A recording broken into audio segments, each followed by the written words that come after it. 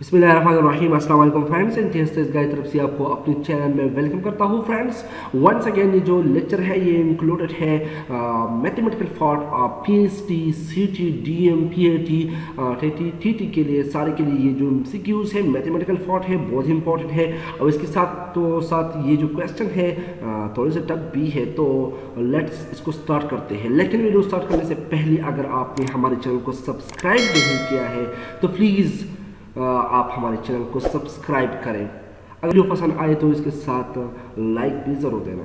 तो let's start the question. तो question number first क्या है? क्वेश्चन नंबर फर्स्ट कहता है कि x square minus 9 is less than 0। अगर x स्क्वायर माइनस 9 है और ये लेस देन 0 है तो which of the following is true in the following option. यहाँ पर option A B C D E given है, इनमें कौन सा ऑप्शन करेक्ट है? तो मैं आपको दिखाना चाहता हूँ कि कौन सा ऑप्शन करेक्ट है। तो आइए, तो ये क्वेश्चन इस तरह है कि आप वेरी सिंपल, ये है x square minus 9 is less than 0। आपने सिंपल इस तरह करना है कि x स्क्वायर माइनस ये 9 को आपने स्क्वायर लिखना है, less than equal to less than 0।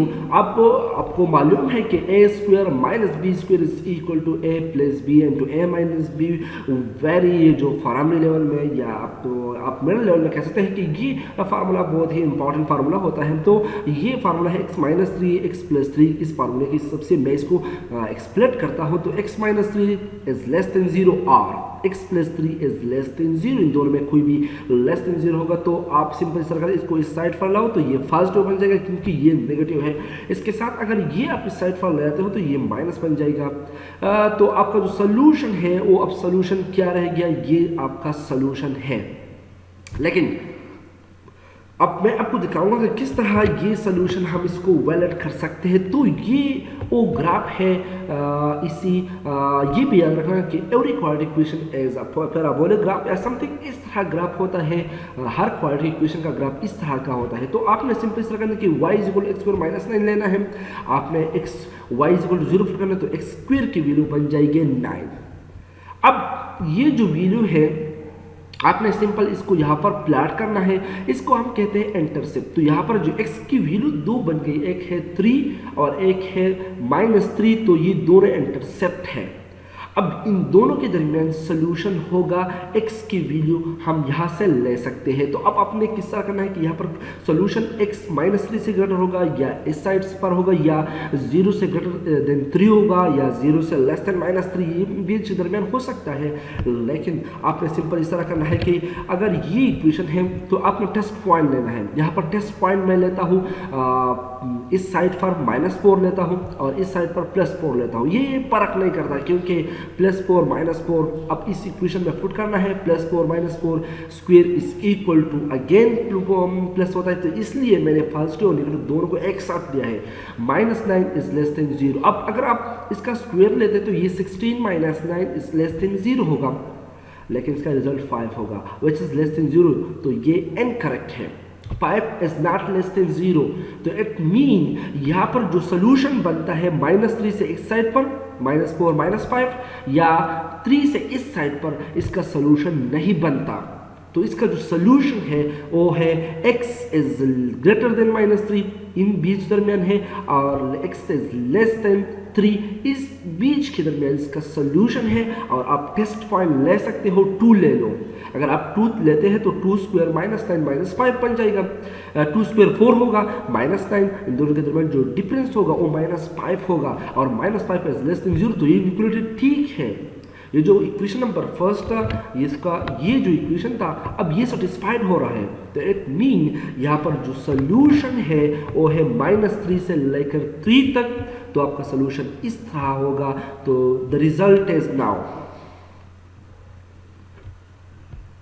तो यहाँ पर ऑप्शन ई इज करेक्ट। यहाँ पर ये जो पेपर मैंने सोशल मीडिया से इसको डाउनलोड किया है, तो इट मीन ये जो ऑप्शन उन्होंने लिया है ये इनकरेक्ट है। यहाँ पर option E is correct. Now question number 32। Question number 32 इस तरह है कि m is equal to the square of t। अगर आप m को इस तरह लेते हैं कि ये स्क्वायर ऑफ t के बराबर होगा, तो what is the value of m when t is equal to 2। अगर t की वैल्यू हम 2 लेते हैं तो m की वैल्यू क्या होगी, तो ये भी वेरी सिंपल है, इसमें तो कोई मसला नहीं है। ये है वो क्वेश्चन के m is equal to t square, very simple, m is equal to t square. अब t की वैल्यू अगर आप 2 लेते हैं तो m की वैल्यू क्या होगी, वेरी सिंपल है, आप यहाँ पर 2 पुट कर दो तो स्क्वायर इज इक्वल टू 4, तो आपका जो रिजल्ट बन जाएगा वो है option A is correct for. Now question number 33. Question number 33 is the है कि a sentence shows that a consorting block member of children in each family is this. ये इस तरह क्वेश्चन है कि एक सेंसेस हुआ जिसमें एक ब्लॉक था, इसमें घर जो फैमिलीज थे इनमें जो बिल्डर थी स्टूडेंट जो चिल्ड्रन थे वो 3, 4, 4, 0, 1, 2, 0, 2 एंड 2 रिस्पेक्चुअली थे। अब आपने इस तरह का इसका एवरेज मालूम करना है, तो वेरी सिंपल है, आपने सिंपल इसको ऐड करना है, डिवाइड बाय ये फैमिली है 9 फैमिलीज, तो आपका जो एवरेज होगा आप वेरी सिंपल इस तरह इसको कैलकुलेट कर सकते हो। यहाँ पर ये क्वेश्चन मैंने सॉल्व किया है, तो यहाँ पर ये इसको सिंपल ऐड कर दो, डिवाइड बाय ये फैमिली जो है 9 फैमिली है, तो आपने 18 बाई 9 इज इक्वल टू 2, यहाँ पर 2 चिल्ड्रन पर फैमिली होगा, तो आपका जो रिजल्ट होगा वो है option A is correct 2. Now question number 34, another difficult question. ये क्वेश्चन इस तरह है कि 34 क्वेश्चन इस तरह है कि 30 student had an average of x, अगर आप 30 स्टूडेंट लेते हैं तो इसका एवरेज होगा x, while 20 student had an average of 80, जबकि 20 स्टूडेंट का एवरेज है 80, then the average of entire group is what, तो इंटायर ग्रुप का एवरेज क्या होगा, वेरी सिंपल लेकिन थोड़ा सा कॉम्प्लिकेटेड। तो लेट्स अब देखते हैं कि इसका जो रिजल्ट होगा आप इसको किस तरह कैलकुलेट कर सकते हो।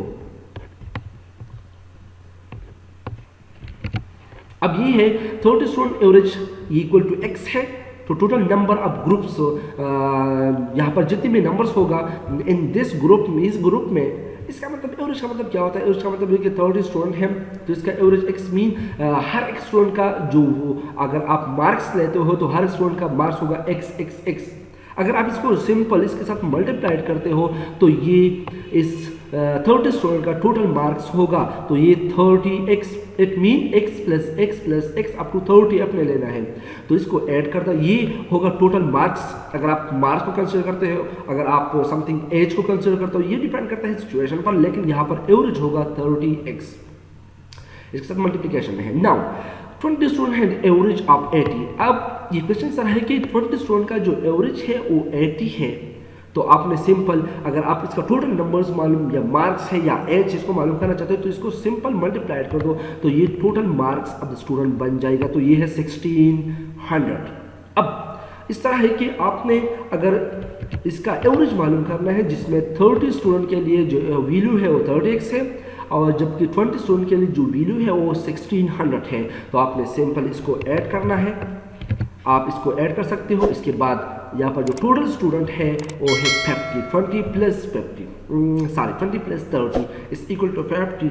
अब 50 को इसके डिनोमिनेटर में अलग इसके डिनोमिनेटर में अलग लिख दो, तो आप इसके साथ ये कैंसिल कर आउट कर सकते हो, और जो लास्ट में जो रिजल्ट बन जाएगा वो है 3/5x प्लस इसके साथ इसको डिवाइड कर दो 32, तो आपके साथ जो ऑप्शन है वो option D is correct. Option D is correct. 3/5x plus 32 is the correct entire result. Thank you for watching my video.